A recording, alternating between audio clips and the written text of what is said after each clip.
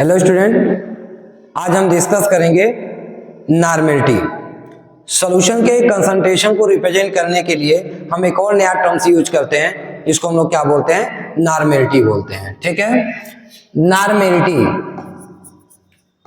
It is represented by capital N. इसको हम लोग कैपिटल एन से रिप्रेजेंट करते हैं।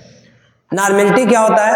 तो नॉर्मेलिटी हम बोलते हैं the number of gram equivalent of solute present in 1 litre of solution.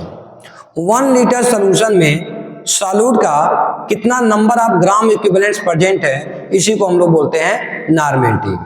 तो नॉर्मेलिटी क्या होता है? तो हम बोलते हैं the number of gram equivalent, the number of gram equivalent of solute present in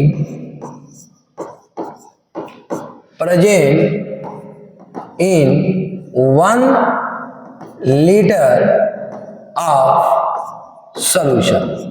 1 litre solution में सोल्यूट के कितने number of gram equivalents present हैं, इसी को हम लोग क्या बोलते हैं, नॉर्मेलिटी बोलते हैं, जिसको हम लोग कैपिटल एन से क्या करते हैं, रिप्रेजेंट करते हैं। ठीक है, तो हम कह सकते हैं कि sir normality is equal to number of gram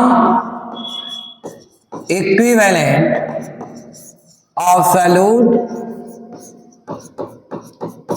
upon volume of solution, volume of solution. और सॉल्यूशन के वॉल्यूम को हम लोग किस में लेंगे, इन लीटर में। ठीक है, तो इसी को हम लोग क्या बोलते हैं, इसी को हम लोग नॉर्मेलिटी बोलते हैं। ठीक है, इसकी यूनिट क्या होगी? इसकी यूनिट होती है ग्राम इक्विवेलेंट पर लीटर। इसकी यूनिट होती है ग्राम इक्विवेलेंट पर लीटर, या हम नॉर्मल भी यूज कर सकते हैं, like to molarity, molar, molarity, molar. ठीक है, या हम कैपिटल एन भी रिप्रेजेंट कर सकते हैं। जैसे मान लीजिए कि किसी सॉल्यूशन के ऊपर लिखा हुआ है 0.2 n सॉल्यूशन, तो इसका मतलब क्या हुआ कि 0.2 ग्राम equivalent of solute present in 1 litre of solution. मतलब 1 लीटर सॉल्यूशन में सॉल्यूट का 0.2 ग्राम इक्विवेलेंट्स क्या है, प्रेजेंट है। अब एक क्वेश्चन ये आता है कि सर ये ग्राम इक्विवेलेंट्स क्या है, नंबर ऑफ ग्राम इक्विवेलेंट्स क्या है? तो देखो student, number of gram equivalent, number of gram equivalent equal to होता है गिवन मास, गिवन मास, ठीक है, given mass upon equivalent mass, equivalent mass. मतलब अगर हम गिवन मास को, ठीक है, अगर हम गिवन मास को, सॉल्यूट के गिवन मास को उसके इक्विवेलेंट मास से क्या कर दें, डिवाइड कर दें, तो हमारा क्या निकल के आ जाता है, नंबर ऑफ ग्राम इक्विवेलेंट्स। ठीक है, ग्राम इक्विवेलेंट्स क्या होता है? देखिए, अगर हम सॉल्यूट की बात करेंगे तो यहाँ पर हम गिवन मास को हम क्या बोल सकते हैं, WB, और इक्विवेलेंट मास को क्या बोल सकते हैं, EB। ठीक है, अब इक्विवेलेंट मास की बात करें अगर हम लोग, तो equivalent mass is equal to molar mass. ठीक है, जिसका इक्विवेलेंट मास निकालना है उसका मोलर मास लीजिए अपॉन एन फैक्टर, उसके एन फैक्टर से क्या कर दीजिए, डिवाइड कर दीजिए।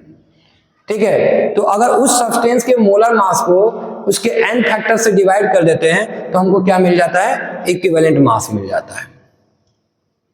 एन फैक्टर को ही हम लोग बैलेंसी फैक्टर भी बोलते हैं। तो अगर हम इस इक्वेशन को सिंपल वे में लिखना चाहें तो नॉर्मेलिटी को हम एन से लिख सकते हैं, नंबर ऑफ ग्राम इक्विवेलेंट को हम लोग लिख सकते हैं गिवन मास अपॉन इक्विवेलेंट मास, और इक्विवेलेंट मास के जब हम क्या लिख सकते हैं, molar mass upon N factor. तो हम लिख सकते हैं कि sir WB given mass, equivalent mass के जब हम लोग क्या लिख लेंगे, मोलर मास, और एन फैक्टर ऊपर चला जाएगा, N factor of solute into volume of solution. हमको लीटर में चाहिए, लेकिन अगर क्वेश्चन में ml में दिया हुआ है तो लीटर में कन्वर्ट करके इसको 1000 से क्या करेंगे, डिवाइड करेंगे, और ऊपर हम लोग क्या कर देंगे, 1000 को ले आकर के मल्टीप्लाई कर देंगे और इस तरह से हमारा क्या निकल के आ जाएगा, नॉर्मेलिटी। अब बच्चों दिमाग में ये है कि सर ये एन फैक्टर क्या होता है, एन फैक्टर को फाइंड आउट कैसे करते हैं, तो हम आगे के लेक्चर में ये भी डिस्कस करेंगे कि एन फैक्टर, जिसको हम बैलेंसिंग फैक्टर भी बोलते हैं, उस एन फैक्टर को फाइंड आउट कैसे किया जाता है। कभी कभी न्यूमेरिकल सॉल्व करते समय नॉर्मेलिटी को हम लोग को मोलैरिटी में भी कन्वर्ट करना पड़ता है, या मोलैरिटी को नॉर्मेलिटी में कन्वर्ट करना पड़ता है। तो अगर हम मोलैरिटी को नॉर्मेलिटी में या नॉर्मेलिटी को मोलैरिटी में कन्वर्ट करना चाहते हैं तो उसके लिए हम फार्मूला क्या यूज करते हैं, तो हम बात करेंगे रिलेशनशिप बिटवीन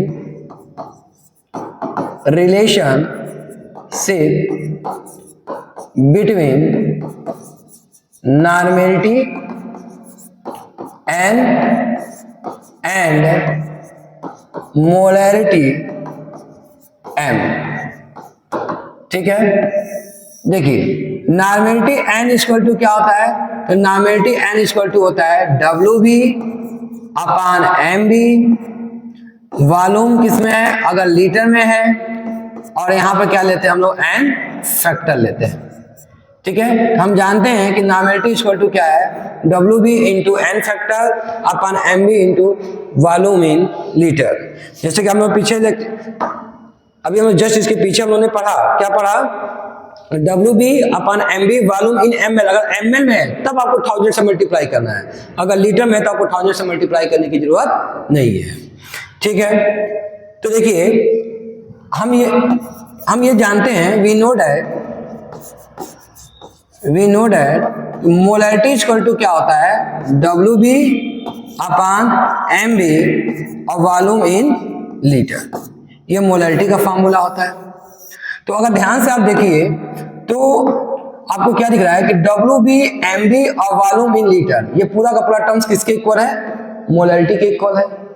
ठीक है, किसके इक्वल है, मोलैरिटी के इक्वल है। तो हम ये कह सकते हैं कि sir normality equal to molarity into N factor, normality equal to molarity into N factor. ठीक है, हम यहाँ से सिस्टम की जगह पे हम m रख सकते हैं और एन फैक्टर बच गया।